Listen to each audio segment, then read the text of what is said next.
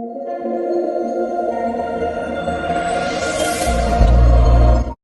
boys won't hesitate to run up on your boy. 엉덩이 빵빵빵 남자들은 탐탐탐 내 입술 냠냠냠 어디 가도 당당당 등장은 짠짠짠 띠자띠자 빵빵빵.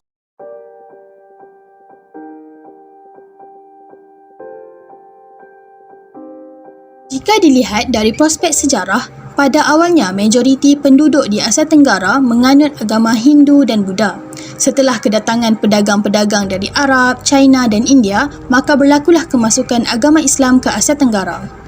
Oleh itu, terdapat beberapa teori yang berkaitan dengan kedatangan Islam ke Asia Tenggara seperti teori dari Tanah Arab, teori dari China dan teori dari India. Teori dari Tanah Arab dapat dilihat melalui pedagang Arab yang menguasai perdagangan laut dari Iskandariah hingga ke China dan menjadikan Asia Tenggara sebagai tempat persinggahan pedagang Arab sebelum ke China. Teori dari China pula, apabila agama Islam mula berkembang di China, lalu pedagang China yang datang berdagang ke Asia Tenggara menyebarkan agama Islam kepada masyarakat Asia Tenggara. Akhir sekali, teori dari India pula apabila pedagang Gujarat yang datang berdagang ke Asia Tenggara menyebarkan agama Islam kepada masyarakat setempat.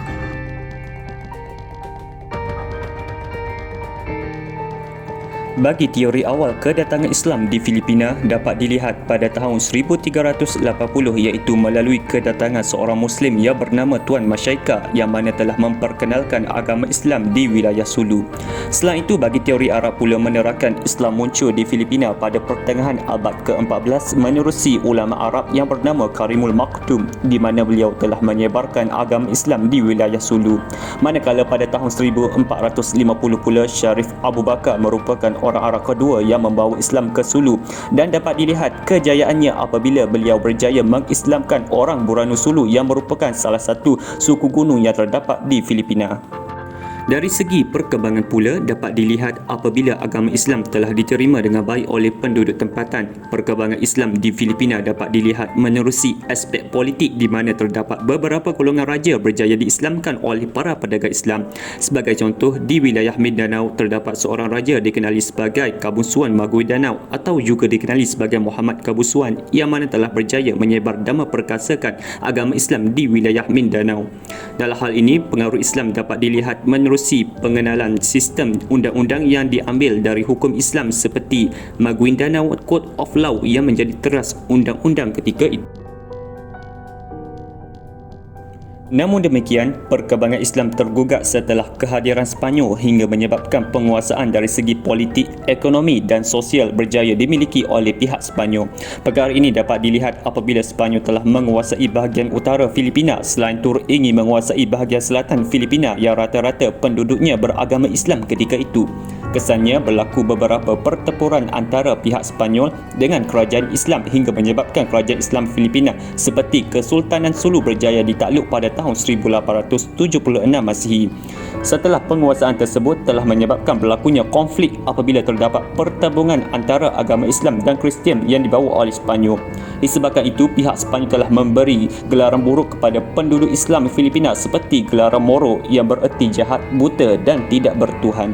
Pertelikahan ini juga dapat dilihat apabila berlakunya pergaduhan antara orang Filipina sendiri yang terdiri daripada orang Filipina yang telah dikristiankan yang menentang masyarakat Muslim Filipina. Ini secara tidak langsung telah menanamkan sikap benci dalam kalangan orang Kristian Filipina terhadap orang Islam di wilayah selatan Filipina hingga ke hari ini.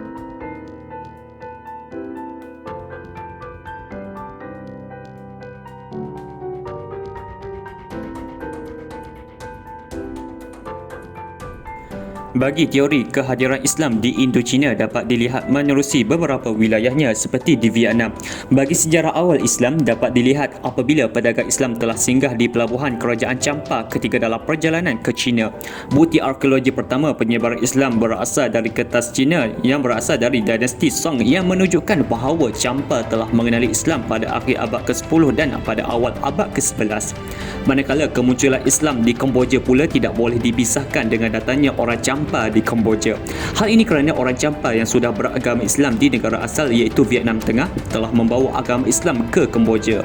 Di Kemboja, mereka telah bertemu dengan kelompok Melayu yang datangnya dari Nusantara. Oleh itu terjadilah akulturasi budaya kerana persamaan dari segi agama dan rumpu bahasa Austronesia ke dalam masyarakat baru yang disebut sebagai Melayu Champa. Secara itu, dari segi perkembangan Islam di Vietnam dapat dilihat menerusi kemunculan etnik Champa yang beragama Islam. Perkara demikian berlaku setelah Raja Kerajaan Champa iaitu Che Bonga memeluk Islam setelah diislamkan oleh Husin Jumadil Kubro dan baginda mula berkuasa sejak tahun 1360 sehingga kekuasaannya dilihat berjaya menguasai wilayah Vietnam dan sekitarnya.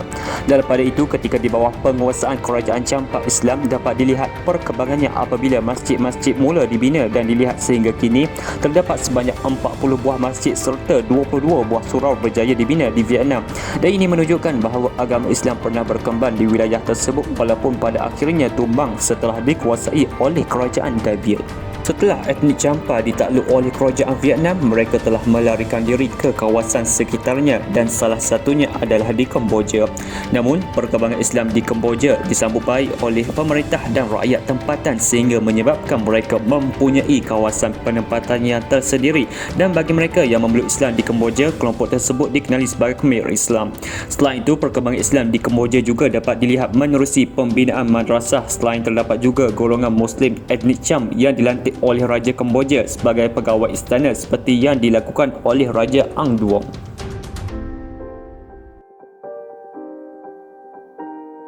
Namun demikian, Islam dilihat terkesan menerusi kehadiran Perancis pada abad ke-18 yang bertindak menguasai dan membangun pemerintahan kolonial di wilayah Indochina. Pada tahun 1860, Perancis telah mula meluaskan kolonialisme dari selatan dengan menguasai wilayah Saigon yang diberi nama Cochinchina sehingga meliputi wilayah utara Vietnam, Tonkin dan Annam serta wilayah Kemboja dan Laos. Walaupun pada tahun 1830 melalui Konvensi Bormont yang memberikan jaminan kebebasan Muslim untuk melaksanakan agamanya dalam wilayah kekuasaan Perancis, namun begitu pihak Perancis tetap juga melakukan kemusnahan dan penghancuran serta menukar dasar kefusian masjid kepada pejabat kerajaan yang menjaga hal ehwal keagamaan. Selain itu, Perancis juga telah menjalankan agenda katolisasi iaitu melaksanakan penyebaran fahaman Katolik dan dapat dilihat apabila pelbagai keistimewaan diberikan kepada penganut agama Katolik seperti keperluan para pendeta dan pihak berkuasa Katolik melalui tabung kerajaan kolonial. Maka melalui dasar politik keagamaan yang diterapkan oleh pemerintahan kolonial Perancis di Indochina dilihat telah menggugat kedudukan dan pengaruh agama Islam di wilayah Indochina. Bagi teori kedatangan Islam di Siam dapat dilihat melalui Kerajaan Patani. Ini kerana Kerajaan Patani mempunyai kedudukan yang strategik di laluan perdagangan Timur Barat sekaligus menjadikan ia berkembang pesat dan menjadi kuasa penting di selatan Siam dan utara Semenanjung. Perkara tersebut menyebabkan pedagang dan pendakwah Islam telah datang ke Patani untuk berdagang dan berdakwah. Menurut D. Heredia iaitu seorang pengembara Portugis percaya bahawa Patani adalah tempat pertama Islam bertapak sebelum Melaka. Selain itu, menurut S.Q. Fatimi, Islam telah sampai ke Patani melalui dua laluan iaitu Timur Cina dan Champa dan Barat Samudra Pasai. Manakala menurut seorang ulama dari Pasar Sumatera bernama Sheikh Said menyatakan Piatu merupakan antara sultan pada ketika itu yang telah memeluk Islam dan menukar gelarannya kepada Sultan Ismail Shah Zillah fil Alam. Sementara itu, bagi perkembangan Islam di Siam, ianya dapat dilihat menerusi bahagian selatan Siam iaitu di Patani. Dalam hal ini, Islam telah berkembang di Siam apabila Raja Kerajaan Patani memeluk Islam. Ketika era kegemilangan Islam dalam Kerajaan Patani, ia telah melahirkan ulama-ulama terkenal seperti Syekh Daud Al-Fatani dan Syekh Zainal Abidin. Pembinaan institusi pendidikan Islam juga banyak dibina ketika itu yang meliputi institusi pondok dan madrasah.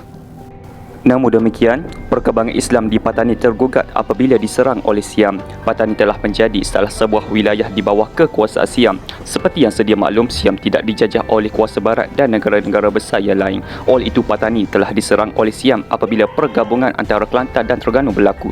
Pemberontakan telah berlaku pada tahun 1808 apabila Patani diserang oleh Siam. Pemberontakan tersebut terdiri daripada tokoh-tokoh Melayu Patani seperti Sultan Muhammad, Tengku Lamidin dan Datuk Pengkala. Pemberontakan ini telah gagal dan menyebabkan wilayah Patani dipecahkan kepada 7 bahagian. Kesannya, sistem dan struktur sosial masyarakat Patani telah berubah dalam kerajaan Siam. Masyarakat Patani telah menjadi masyarakat minoriti di kawasan Patani itu sendiri. Malah, mereka digelar sebagai pendatang oleh orang Thai dan tidak diiktiraf sebagai etnik Thai. Bagi teori kedatangan Islam di Indonesia pula dapat dilihat menerusi teori Gujarat yang menyatakan bahawa Islam masuk ke Indonesia menerusi para pedagang dari India. Islam pertama kali dibawa ke Indonesia oleh orang Arab yang bermazhab Syafi'i yang berimigrasi dan menetap di wilayah Gujarat dan Malabar India sejak abad ke-7 lagi. Kemudian mereka telah pergi berdagang ke Indonesia. Namun begitu, teori Gujarat ini telah dikembangkan oleh beberapa ahli sejarah dan salah satunya ialah Snow Hugroch, di mana menurutnya penyebaran Islam di Indonesia dipengaruhi oleh para pedagang dari India dan disusuli oleh orang Arab yang bergelar Sayyid atau Syarif. Ini dibuktikan dengan adanya persamaan batu nisan yang ditemukan di makam Maulana Malik Ibrahim di Gresik dengan batu nisan yang ada di Gambir, India. Sementara itu, bagi perkembangan Islam di Indonesia pula dapat dilihat apabila perkembangan Islam tidak berlaku secara serentak di Indonesia. Dalam hal ini, perkembangan Islam di Indonesia dipengaruhi oleh aktiviti dakwah ketika urusan perdagangan berlaku oleh pedagang Arab. Seterusnya, bidang politik juga berkait rapat dengan perkembangan Islam di Indonesia apabila munculnya kerajaan-kerajaan Islam di wilayah-wilayah yang terdapat di Indonesia.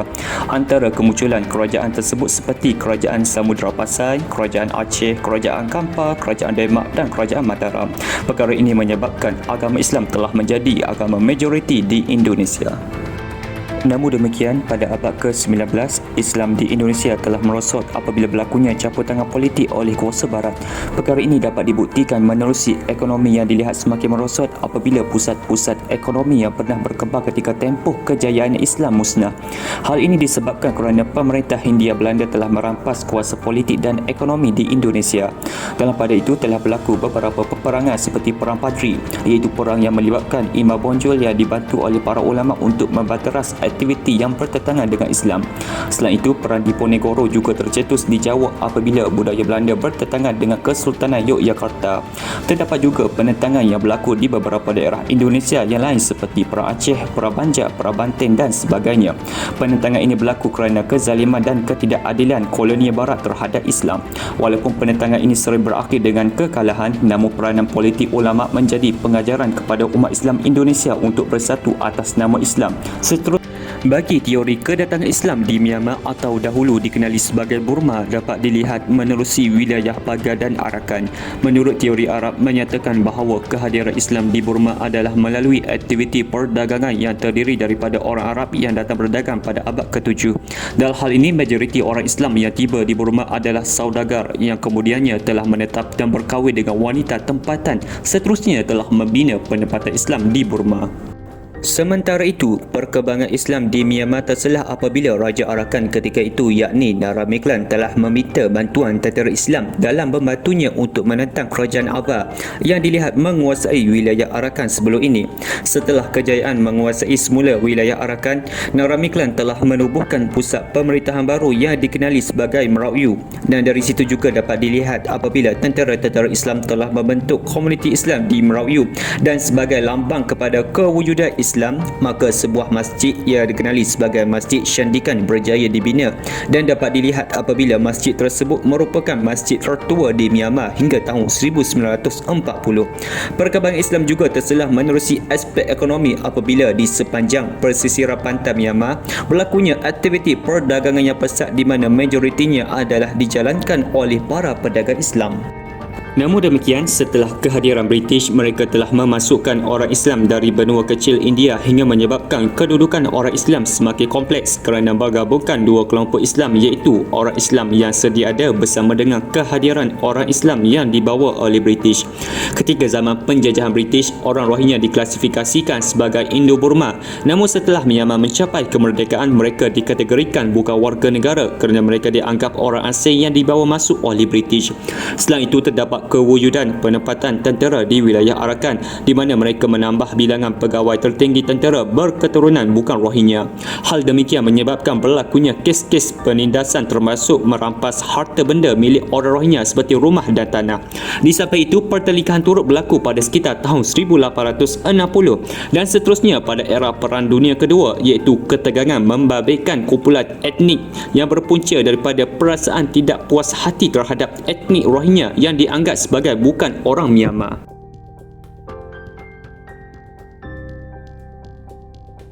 Secara keseluruhannya, perkembangan pengaruh Islam di Asia Tenggara mempunyai pelbagai cara mengikut negara-negara di Asia Tenggara. Di samping itu, teori dari Arab, China dan India juga berupaya menjawab 3 permasalahan utama iaitu bila, dari mana dan siapa yang bawa agama Islam ke Asia Tenggara. Islam di Asia Tenggara tumbuh dan berkembang mengikut masa dan berbeza cara kemasukannya di setiap negara.